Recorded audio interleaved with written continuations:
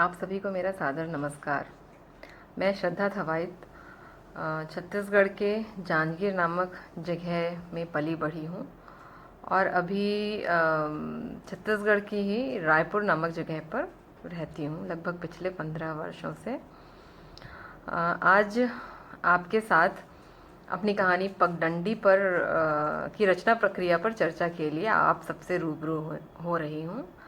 ये जो मेरी कहानी पगडंडी है, यह नया ज्ञानोदय के युवा रचनाशीलता अंक में अक्टूबर 2018 में प्रकाशित हुई थी। ये जो कहानी है, ये एक ऐसी नायिका की कहानी है जो एक बहुत दुर्गम अंचल में निवास करती है, जहाँ कोई सुविधा नहीं है, न सड़क है, न बिजली है, न पानी है।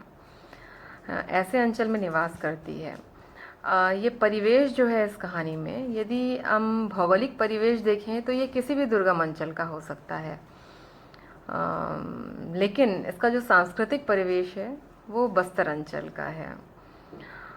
इसके रीति रिवाज, इसमें जो रस्में आई हैं, ये सभी बस्तर की संस्कृति है। बस्तर की संस्कृति से मेरी पहचान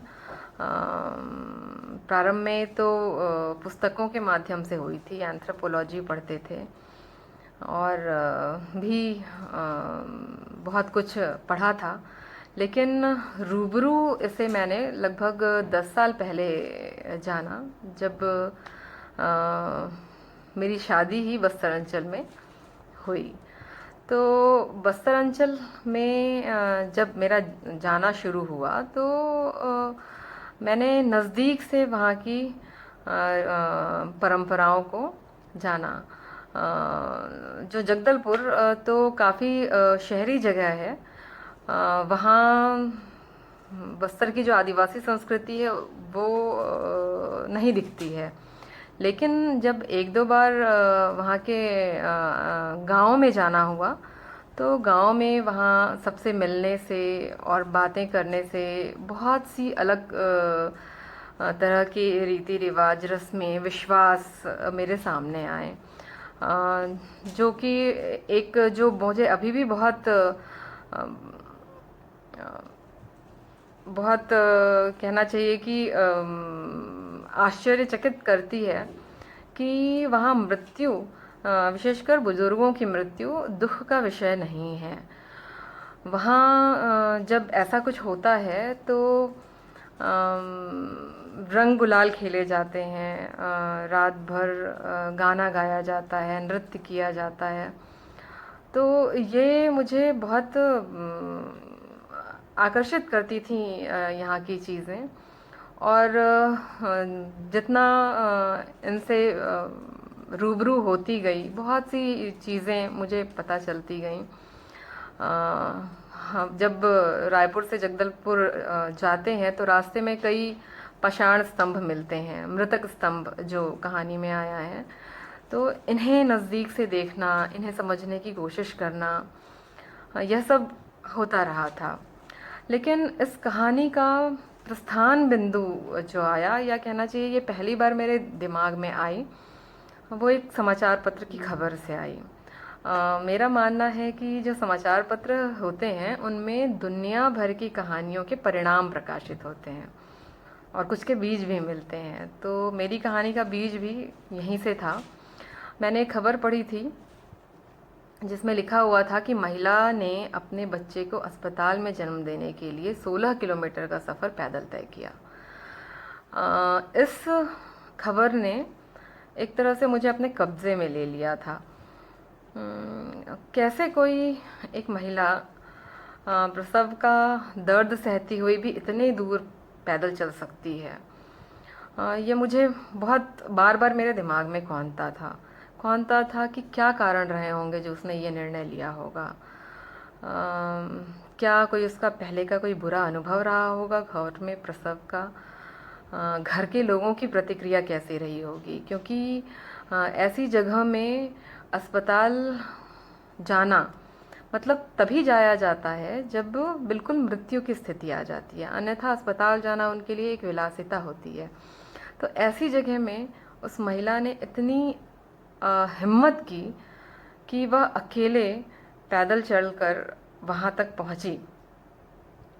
तो बार बार मेरा मन इसके पीछे की परिस्थितियों में जाना चाहता था, खोजना चाहता था कि वो क्या परिस्थितियाँ रही होंगी, क्यों उसने ये कदम उठाया होगा, किस तरह उसने ये सफ़र तय किया होगा।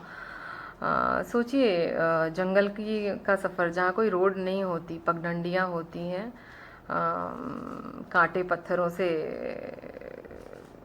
को पार करते हुए जाना होता है, बीच में नदी नाले छुटपुट पड़ते हैं, छुटपुट पहाड़ियाँ पड़ती हैं, इन सभी को पार करके वो किस तरह से उस कस्बे तक पहुंची होगी, यह बार बार मेरे दिमाग में कौंधता रहता था। और इन सब के साथ लगता था कि कितनी मजबूत, कितनी दृढ़ संकल्पी महिला होगी वो, जो उसने इतना बड़ा कदम अकेले उठाया। लेकिन कभी कभी इसके साथ ये भी लगता था कि ये इसका जुनून था क्या, क्योंकि हम सब जानते हैं ऐसे दुर्गम अंचलों में स्वास्थ्य सुविधाएं कोई खास बेहतर नहीं होती हैं। तो ऐसे में अस्पताल के लिए अकेले पैदल दर्द सहते हुए चल देना, जहाँ यह पक्का ही नहीं है कि वो जो जहाँ जाना चाह रही है वो जगह में उसे वह सुविधा मिल पाएगी, डॉक्टर मिल पाएंगे, बिना इस की निश्चितता के वहाँ तक जाना, तो क्या इसका इसे ये जुनून था? क्या होता यदि अगर वहाँ कोई ना मिलता, वहाँ डॉक्टर ना मिलता? ये चीज़ें बार बार मेरे दिमाग में आती थीं। और साथ ही मुझे इस चीज़ का भी एहसास होता था कि वहाँ जो डॉक्टर्स होते हैं, जो वो कैसे अपने कर्तव्य से दूर हट सकते हैं, जबकि उनको पता होना चाहिए कि वहाँ जो मरीज उनके पास पहुँच रहे हैं वो कितनी दूर दूर से, कितनी परेशानियाँ उठा के उनके पास पहुँचते हैं, और तभी पहुँचते हैं जब कोई बहुत ज़रूरी स्थिति हो जाती है। अन्यथा वो अपना इलाज अपने पारंपरिक तौर तरीकों से ही करना पसंद करते हैं। तो ये महिला मुझे बार बार इस सीसॉ के बीच संतुलन बिठाती दिखती थी कि बहुत मजबूत है, बहुत जुनूनी है। लेकिन हाँ, ये अच्छा था कि ये जो खबर थी इसमें उसे सकारात्मक अंत मिला था, क्योंकि मुझे ये भी लगता था कि यदि ये सकारात्मक अंत ना हो तो न जाने कितनी महिलाओं के कदम उठने ही बंद हो जाएंगे। ये जो उस महिला ने एक कदम उठाकर अपने बाद की महिलाओं के लिए एक पगडंडी बनाई थी, वो पगडंडी ही बंद हो जाती कुछ लोगों की अपनी जिम्मेदारी ना समझने से। तो ये सारी चीज़ें मेरे दिमाग में चलती रहती थी। और साथ ही बहुत सी चीज़ें जो मैं रस्म रिवाज और संस्कृति वहाँ की देखी थी मैंने गाँव में, वो सब चीज़ें मन में अंदर ही अंदर पक रही थीं। एक बार एक परिचित के घर हम गए थे, वहाँ उनका बच्चा हुआ था, और जैसे ही उसे गोद लिया हमारी परिचित ने, उसने कहा, अरे इसके तो घुटने में चिन्ह हैं, ये ज़रूर हमारा कोई पूर्वज होगा। उस एक पल में वो पूरी कहानी मेरे सामने उतर आई थी, क्योंकि उस जिनका बच्चा था उसने मुझसे कई बार बताया था कि उसे पूरे अपने प्रेगनेंसी पीरियड में अपनी माँ के सपने आते रहे थे, माँ जो उसकी नहीं रही थी। तो उस पल ये पूरी कहानी मेरे सामने उतर आई थी। और फिर बस फिर ये कहानी फिर लिखना शुरू हुआ तो फिर ख़त्म ही हुई। और इसका बहुत अधिक ड्राफ्ट नहीं लेना पड़ा मुझे, ये क्योंकि जो उस महिला के जो सफ़र था, वो सफ़र पहले से मेरे दिमाग में बहुत स्पष्ट था, और उसमें से कुछ मैंने लिखा भी था कि किस तरह से उसने ये सफ़र तय किया होगा। और फिर जब ये कहानी के रूप में मेरे दिमाग में आई, तो फिर यह कहानी बहुत जल्दी ही मैंने इसे लिख लिया था। लिखकर ठीक उसी समय नया ज्ञानोदय के इस अंक की योजना जब बन रही थी, तो मैंने वहाँ भेज दिया था, और यह जल्दी ही प्रकाशित भी हो गई थी। इस कहानी ने मुझे बहुत बहुत से लोगों के फ़ोन आए, बहुत वरिष्ठों के भी, नए लोगों के भी।